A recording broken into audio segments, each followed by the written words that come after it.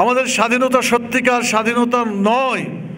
ইসলাম বলে স্বাধীনতা হবে সেদিন, মানুষ যেদিন মানুষের গোলামি থেকে মুক্ত হবে, সেদিনই সত্যিকার স্বাধীনতা পৃথিবীতে প্রতিষ্ঠিত হবে।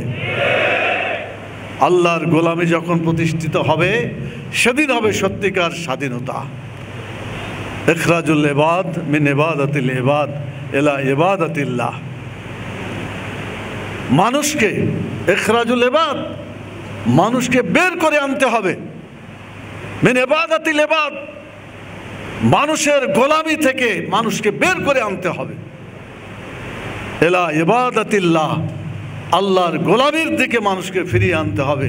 যদি এটা সম্ভব হয়, যেদিন সম্ভব হবে সেদিনই সত্যিকার মানুষের মুক্তি অর্জিত হবে, সেদিন আমরা স্বাধীনতা বলতে পারবো।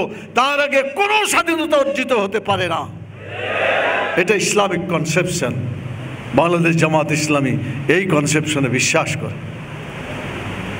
আসমান আল্লাহর, জমিন আল্লাহর, আকাশ আল্লাহর, বাতাস আল্লাহর, সব কিছু আল্লাহর। অতএব আইন চলবে কার?